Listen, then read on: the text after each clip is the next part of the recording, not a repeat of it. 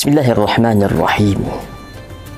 Qala al-imam badi'uz zaman Said Nursi radhiyallahu fi rasailih, in kuntum turiduna an tastamti'u bil hayati wa taltadhu biha fa ahyu hayatakum bil iman wa zayyinuha bi ada'il fara'id wa hafidhu 'alaiha bi ijtinabil ma'asi.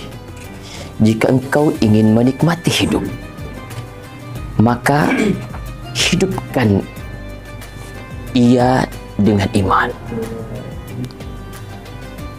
Hiasi hidupmu dengan menjaga kewajiban dan jaga hidupmu dengan menjauhi kemaksiatan.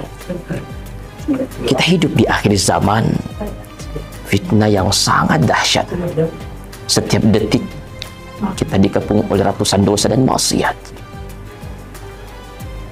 Maka merasakan kehadiran Allah, merasakan pengawasan Allah.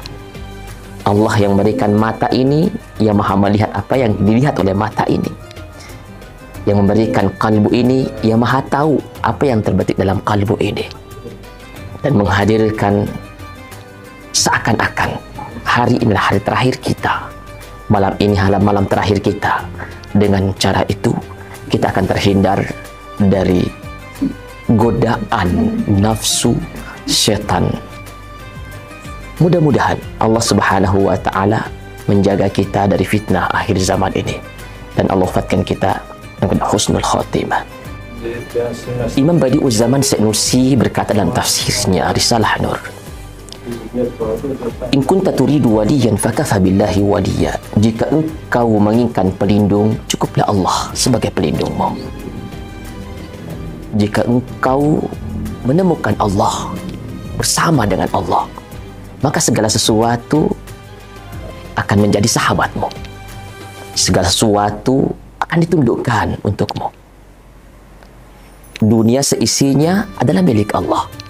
Ketika hati seorang hamba senantiasa merasakan ma'iyat Allah, merasakan kebersamaan dengan Allah, maka tidak ada kegundahan, kerisauan, kecemasan. Yang ada adalah kedamaian, ketenangan.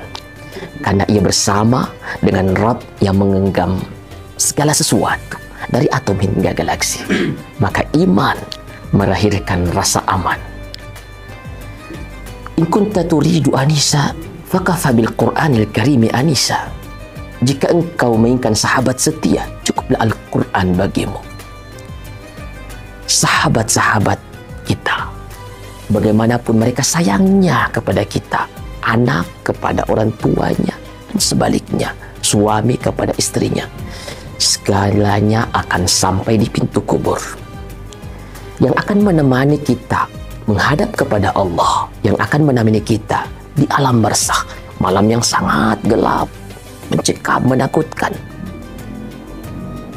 Cahaya Al-Quran yang akan menjadi nur yang menerangi alam barzakh itu. Al-Quran yang akan menjadi sahabat kita, yang akan menjadi pengacara kita, yang akan membela kita di padang mahsyar, di Mahkamatul Kubra. Bayangkan ketika Anda dihadapkan perkara, kemudian Anda divonis eksekusi, tiba-tiba datang pengacara yang handal, kemudian Anda terbebas dari hukuman eksekusi itu. Bagaimana senangnya.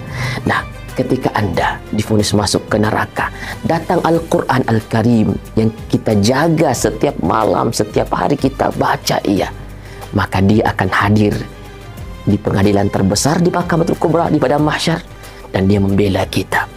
Allahu Akbar.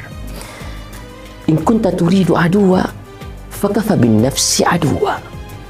Jika engkau menginginkan musuh, cukuplah hawa nafsu bagimu. Tidak perlu mencari musuh di luar sana. Musuhmu yang paling besar, yang sangat berbahaya, adalah musuh yang ada dalam dirimu. A'da aduwi ka nafsuka allati baina jambaik. Musuhmu yang paling besar adalah musuh yang ada pada dirimu, yaitu hawa nafsumu. Nafsu amarah yang senantiasa merayu manusia untuk melakukan maksiat.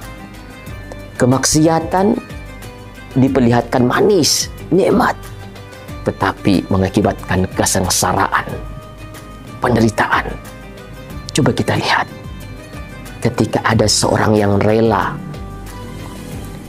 membunuh saudaranya akibat dendam, rasa nikmat yang dia rasakan pada saat dia menikam 1 detik mengakibatkan penderitaan di penjara ratusan menit, ratusan detik, jutaan menit, dan di neraka. Na'udzubillah. Orang yang hidup dengan pergaulan bebas, dengan kenikmatan sesaat 9 menit dirasakan, melahirkan penyesalan dan penderitaan 9 bulan, kemudian melahirkan anak tanpa ayah.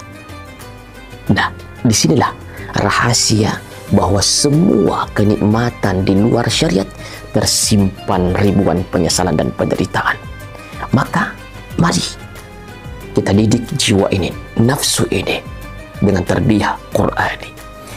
Imam Badi'uz Zaman kembali berpesan kepada kita, jika engkau menginginkan harta, cukuplah qanaah bagimu. Qanaah, merasa cukup apa yang Allah berikan.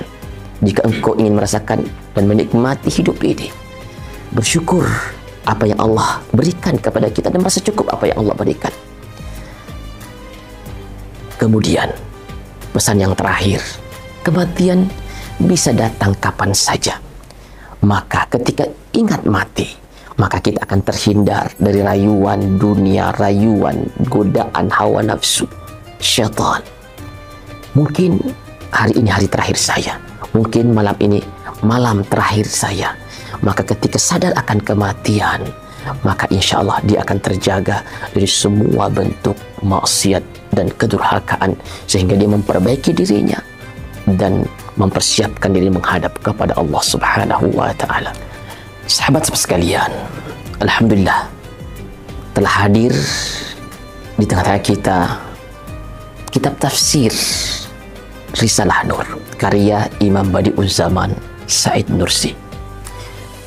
Tafsir ini mengupas 4 tema pokok Al-Quran Al-Karim: tauhid, kenabian, hari akhir. Tafsir Risalah Nur ini merupakan tafsir hakikat Al-Quran, hakikat-hakikat yang disampaikan oleh Al-Quran, hakikat akhirat, hari kebangkitan, bagaimana manusia dibangkitkan dengan jasad dan ruhnya. Mungkin banyak yang ragu bagaimana peristiwa Isra dan Mi'raj, apakah Nabi Mi'raj dengan ruhnya atau dengan jasadnya? Kalau memang dengan jasad dan ruhnya, bagaimana bisa terjadi? Said Nursi mengupas Risalah Nur di samping merupakan nutrisi bagi kalbu, ruh dan jiwa, juga memberikan nutrisi bagi akal. Beliau memadukan dalam tafsirnya antara rasa dan rasio.